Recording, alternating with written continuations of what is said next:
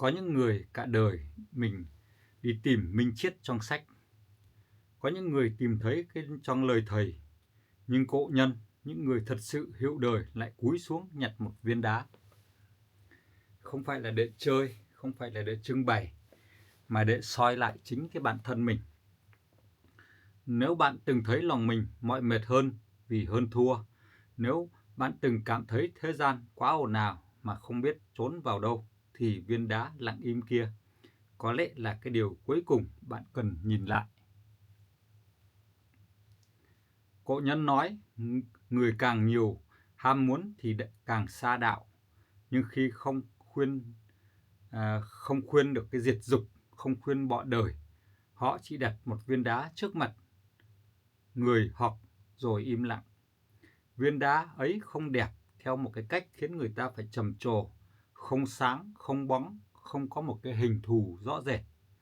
Nhưng nó có một thứ mà cả đời con người đi tìm mà hiếm khi chạm được: sự không tranh.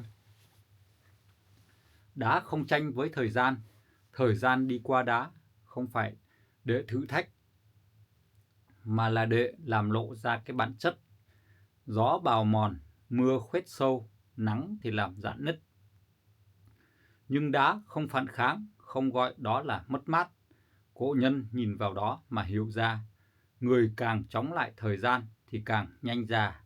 Người thuận theo thì dù thân có cũ, tâm vẫn không hao. Những người chơi đá cái thuở đầu không gọi mình là cái nghệ nhân. Họ chỉ nghĩ, và những người biết dừng tay trước khi sợ quá nhiều, dừng mắt trước khi phán xét, dừng lòng trước khi sinh tham. Viên đá đặt trong sân không cần được giải thích. Ai hiểu thì hiểu, ai không hiểu thì cũng chẳng sao. Đá không vì người xem mà thay đổi. Nói đến đây thì đá cạnh nó là một cái bài học đầu tiên về biết đủ. Cái video này thì mình sẽ nói như vậy. Chào mừng mọi người đã đến với kênh của Đá Cạnh Trung Kiên. Con người khổ vì muốn thêm đẹp, thêm quý, thêm hiếm. Đá thì dạy cái bài học ngược lại, chỉ cần đủ để là chính nó, không cần trở thành ngọc, không cần giống núi, không cần được gọi tên. Cộ nhân nói, biết đủ không phải là thiếu chí, mà là không để lòng bị kéo đi quá xa khỏi cái hiện tại. Khi nhìn đá lâu, người ta thấy gì? Ban đầu là hình dạng, sau đó là vân, rồi đến màu. Cuối cùng không còn gì để nhìn, chỉ là sự im lặng rất sâu. Trong im lặng đó, người ta bắt đầu nghe thấy tiếng của chính mình, thứ mà bình thường bị che lấp bởi ồn ào trong cái cuộc sống xã hội ngày hôm nay. Đá không giúp người ta thành công, và đó là cái lý do khiến người không hiểu đá. Đá không dạy làm giàu, không dạy thắng ai, không dạy đi nhanh. Đá chỉ dạy đứng vững, mà đứng vững trong mắt cộ nhân còn quý hơn đi nhanh rất là nhiều. Mọi người đang xem video này thì đang đi vào một cái nhịp rất là chậm. Nếu bạn không tua, bạn không sốt ruột, thì viên đá vô hình đã được đặt vào tâm bạn. Không để chiếm chỗ, mà để những thứ thừa thãi tự rơi đi. Cộ nhân không nói về đá nhiều. Họ sợ những cái lời nói làm đục cái sự tĩnh. Họ chỉ để đá ở đó, giữa sân, giữa trời và giữa đời. Người nào còn tranh, nhìn sẽ thấy đá vô vi, vô tri. Người nào đã mỏi vì tranh sẽ nhìn thấy mình trong đó. Câu chuyện chỉ mới bắt đầu. Viên đá này không phải là để ngắm mà để đồng hành. Càng đi sâu thì nó càng không còn là đá nữa.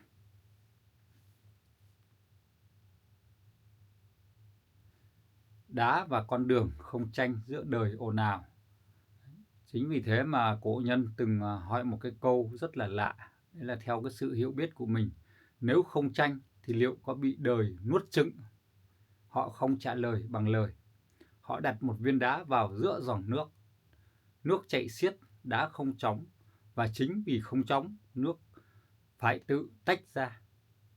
Không tranh không có ý nghĩa là yếu, mà là không đặt mình vào cái thế phải hơn thua. Đá không đoạt nhưng luôn có chỗ. Trong thiên nhiên, đá không giành vị trí. Núi cao thì đứng cao, suối thấp thì nằm thấp. Không có viên đá nào ghen với viên nào. Cổ nhân nhìn điều này mà hiểu ra mọi việc, nhất là cái việc mà con người khổ không phải vì thiếu, không đứng, mà vì luôn muốn đứng ở một cái chỗ của người khác. Họ tranh chấp nhau. Đam mê đá cạnh không phải là tích lũy. Người đời sau nhầm lẫn giữa cái sưu tầm và sở hữu. Cổ nhân không giữ nhiều đá, một viên đá đủ soi cái tâm của mình. Nhiều quá thì lòng bắt đầu phân tán rồi lại thì sinh ra so sánh. Đã dạy người biết dừng trước khi cái lòng sẽ sinh tham. Khi đã trở thành cái người bạn im lặng, không phải lúc nào cũng nhìn, có khi chỉ đi ngang, biết nó ở đó là đủ. Giống như người bạn thật sự không cần nói nhiều, sự hiện diện không gây áp lực. Đá và cái bài học để về giữ. Con người thì giữ rất là nhiều thứ, giữ tiền, giữ danh, giữ những cái ký ức, những hoài niệm. Cổ nhân nói giữ càng nhiều thì càng nặng đầu mình. Đá không giữ một cái hình dạng. Đá mòn thì mòn, mà bị vỡ thì nó vỡ. Nhưng bản chất thì là không mất. Người học đá học cách buông cái vỏ mà không mất cái lõi. Giữa loạn thế thì cổ nhân không tìm nơi để trốn, họ vẫn giữa đời người. Nhưng trong lòng có một cái viên đá không ai thấy, không ai chạm, nhưng đủ để tâm không bị cuốn. Khi mọi người mà xem video thì đang học được một cái cách sống rất là khó vì không có một cái công thức nào nó rõ ràng, khó vì không có cái phần thưởng nào, nhưng đổi lại không còn mệt mỏi vì hơn thua. Đá không là vật phong thủy, đá là một cái tấm gương. Ai đến với đá thì để cầu lợi sẽ sớm rời đi, ai đến để soi mình thì sẽ ở lại rất là lâu. Cổ nhân không đặt đá để đổi cái vận mệnh, họ đặt đá để không bị vận mệnh đổi. Khi con đường không tranh, không phải dành cho số đông, vì nó không làm người ta nổi bật, nó không có danh xưng, không có hào quang. Có chăng chỉ là sự cái bền bỉ rất là âm thầm, giống như đá giữ núi mà không ai nhớ tên. Câu chuyện vẫn chưa đi đến cái điểm sâu nhất. Không tranh chỉ là cái lớp ngoài, phía sau cái viên đá thì còn một cái tầng sâu hơn, nơi cổ nhân học cách sống cùng biến động mà không bị biến động chi phối. Cổ nhân không dạy người chịu đựng bằng lời. Họ biết lời nói sẽ làm người phản kháng. Họ chỉ đưa người học ra bờ suối, nơi những viên đá nằm lặng lẽ giữa dòng chảy không ngừng. Nước không hiền, nước cuốn, nước độc, nhưng đá không oán, không vì bị bào mòn mà sinh cay đắng, không vì bị xô lệch mà sinh bất mãn. Đá không chấp nhận, cũng không phản đối, nó chỉ ở đó. Luôn luôn chịu đựng, không phải là cam chịu. Con người hay bị nhầm lẫn cái sự chịu đựng với yếu đuối. Cổ nhân nhìn đá mà hiểu, chịu đựng là một cái dạng sức mạnh rất sâu. Sức mạnh không phát ra tiếng, không cần chứng minh. Đá không đánh lại nước, nhưng nước không thể lấy đi sự hiện diện của đá. Biến động không phải là kẻ thù. Người đời sợ thay đổi. Mỗi lần đời chuyển hướng, tâm lại hoảng. Đá thì không. Biến động chỉ là một phần của quá trình. Hình dạng hôm nay không cần giống ngày hôm qua. Cổ nhân học được từ đá cách không gắn danh tính vào hình tướng. Đá dạy người không oán trách số phận. Số phận trong mắt cổ nhân không phải là thứ để than, là dòng chảy. Đá nằm đâu, ở đó. Không tự hỏi tại sao mình không là núi cao, không so mình với ngọc quý. So sánh là cái gốc của oán. Khi mất mát đến thì người hiểu đá không gục. Họ buồn nhưng không sụp, vì họ không đặt toàn bộ bản thân vào những thứ có thể mất. Giống như đá, hình dạng có thể đổi, nhưng chất đá thì không mất. Đam mê đá cạnh lúc này thì nó đã khác rất là nhiều.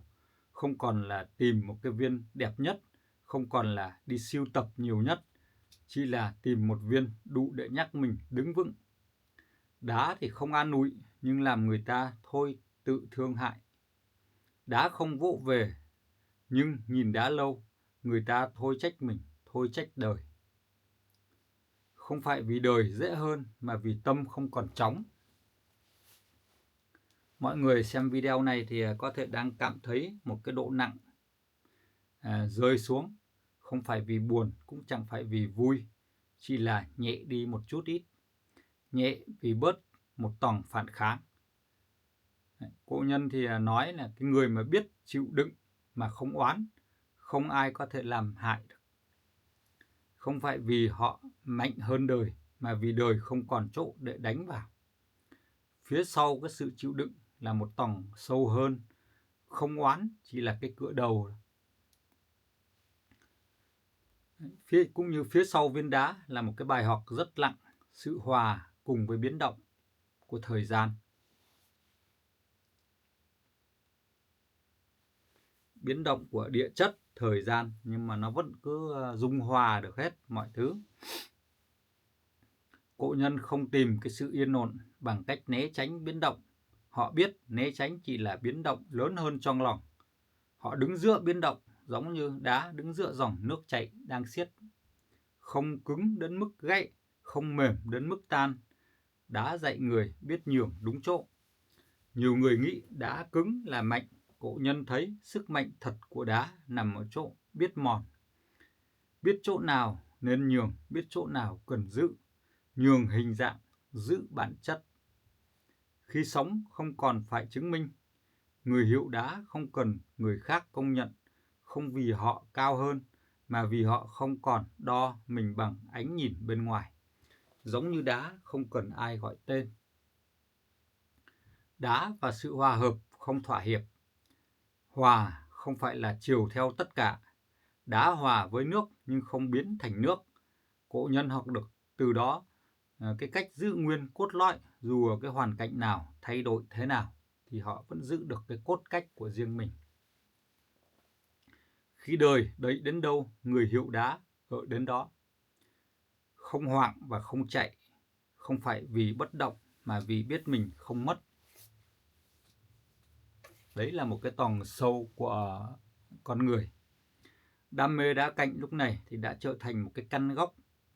Không còn tìm cảm giác mới, chỉ là một nhịp thở quen thuộc. Đặt tay lên đá, biết mình đang đứng ở đâu. Đá không hứa hẹn một đời dễ dàng, nhưng nó hứa một cái điều rất thật. Dù đời có đổi, tâm vẫn đứng đúng chỗ. Mọi người xem video này thì có thể đang nhận ra một cái điều, đó là đam mê đá cạnh không làm cuộc đời của mình khác đi. Nó làm mình có một cái cách đứng trong đời nó khác đi, một cái cách nhìn nó khác đi. Đấy. Phía sau thì nó là một cái tầng khi mà đã không tranh, không oán, không giành thì không tan. Đấy. Cổ nhân bước vào cái tầng sâu nhất đấy. Tầng sóng tự nhiên với đá, không cần nỗ lực, không cần phải làm gì, chỉ biết là hài hòa với nó, cùng hòa cái nhịp đập với nó thôi. Cổ nhân không đặt cái mục tiêu trở thành người an nhiên, vì con người mình thì ai cũng muốn được an nhiên. Thế nhưng mà muốn được an nhiên thì nó phải như thế nào? Bởi đặt cái mục tiêu là đã rời khỏi cái an nhiên. Họ chỉ sống đủ lâu bên đá để những gì không tự nhiên rời đi. Khi không còn cảm giác mình đang tu, buổi sáng vẫn dậy sớm, công việc vẫn phải làm, thế gian thì vẫn ồn ào, nhưng trong lòng không còn cái ý nghĩ mình phải giữ tâm. Giữ là một cái dạng rất là căng, đá không giữ sự bình tĩnh, tĩnh có mặt vì không ai khuấy. Đá dạy về cái sự thuận, Thuận không phải là phó mặc, thuận là không chống những gì không thể đối. Trời mưa thì ướt, nắng thì khô, không thêm một cái tòng phán xét nào. Khi đam mê nó biến thành một cái nền thì người mới chơi đá còn tìm một cái cảm xúc, người hiểu đá thì không còn tìm những cái cảm xúc đó. Viên đá vẫn ở đó nhưng không còn là trung tâm chú ý, giống như hơi thở, không cần nhớ mà cũng không cần quên. Đá và cái gọi nó là tự do. Tự do không phải là cái điều mà mình thích, tự do là không bị kéo bởi điều mình ghét. Đá không thích nước, cũng không ghét nước. Và vì thế, nước không thể điều khiển được đá.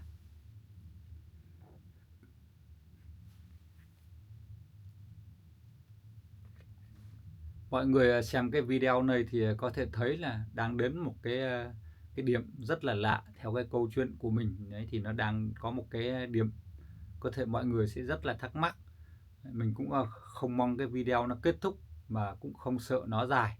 Chỉ là đang nghe những cái câu chuyện về đá, về những cái lời dạy của cổ nhân. Đó là cái dấu hiệu của tâm không bị thúc. Đá không dạy ta trốn đời. Nó dạy đúng cái cách đứng trong đời mà không bị cuốn. Giữa khen và chê, giữa được và mất, giữa không và có. Đấy. Không có và không phòng. Khi không còn cần dựa vào đá, thì đây là cái điều cổ nhân rất kín đáo. Họ không cần giữ đá cả đời. Có lúc viên đá sẽ được trả về suối, không nghi thức, không lưu luyến. Đam mê hoàn thành một cái vai trò. Tinh thần đá ở lại, không nằm trong vật, mà nằm trong sách sống. Biết dừng đúng lúc, biết buông đúng chỗ.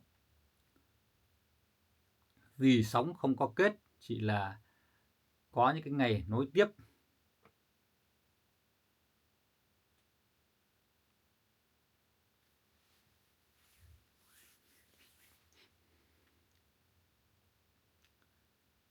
Có một ngày, người đó không còn nhớ mình bắt đầu yêu đá từ khi nào.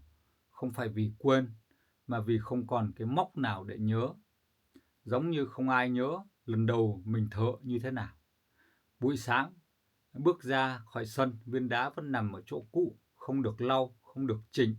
Có một vài vết rêu mới, một vài vết nứt nhỏ vừa xuất hiện sau cái mùa mưa. Không đẹp hơn, không xấu đi, chỉ là đúng với những gì vừa xảy ra. Người đó không dừng lại lâu, không cúi nhìn, không suy ngẫm, chỉ đi ngang qua. Như đây đi ngang qua một phần của đời sống vốn dĩ đã quen thuộc. Khi đá không còn là cái điểm tựa thì cổ nhân hiểu rất rõ một cái điều. Bất cứ thứ gì trở thành cái điểm tựa đều có thể trở thành một cái gánh nặng. Kể cả minh triết, kể cả tĩnh lặng, kể cả đá. Vì thế họ không giữ mãi. Họ để đá ở lại, nhưng không mang theo. Một cái con người mà sống được như đá thì không có cái dấu hiệu gì đặc biệt. Không nói lời sâu, không hành động lạ. Vẫn cười khi gặp người quen, vẫn im khi không cần nói. Nếu không chú ý, sẽ không nhận ra gì khác biệt. Đá không kết thúc cái câu chuyện. Tâm không chảy nữa. Không phải vì đời yên mà vì bên trong không còn trống. Giống như một cái viên đá không còn cố đứng yên. Vì bản thân nó đã đứng rất là yên rồi. Mọi người xem video thì này thì đang ở một cái khoảnh khắc rất là nhẹ. Có thể mọi người đã buông được rất nhiều thứ, không cần phải gật đầu, không cần đồng ý, chỉ là một cái nhịp thở chậm, nếu có thế là đủ. Cổ nhân không để lại lời nhắn, họ biết lời nhắn sẽ bị hiểu theo cái cách khác, họ chỉ để lại cái cách sống. Ai đi ngang qua mà chậm lại thì tự thấy. Viên đá vẫn nằm đó, dù có ai xem cái video này hay không, dù có ai hiểu cái câu chuyện mình nói hay không. Đá cũng không cần cái khán giả. Kết thúc không phải là cái sự dừng lại. Video thì rồi cũng sẽ kết thúc. Nhưng nếu sau đó bạn đi chậm hơn một chút, nói ít hơn một chút, nhìn đời không vội, không hơn thua, thì viên đá vô hình đã đặt đúng chỗ. Không cần giữ, không cần nhớ. Cảm ơn mọi người đã xem hết cái video này. Hẹn gặp lại mọi người ở video tiếp theo. Trung Kiên luôn kính chúc mọi người luôn luôn có thật nhiều sức khỏe, hạnh phúc, vui vẻ và an nhiên. Mọi người hãy nhớ ủng hộ mình một nút đăng ký để cho Trung Kiên sớm đạt được 1.000 lượt đăng ký để có thể phát trực tiếp, ngồi giao lưu, nói chuyện với mọi người trực tiếp. Cảm ơn mọi người đã theo dõi và đăng ký kênh ủng hộ mình.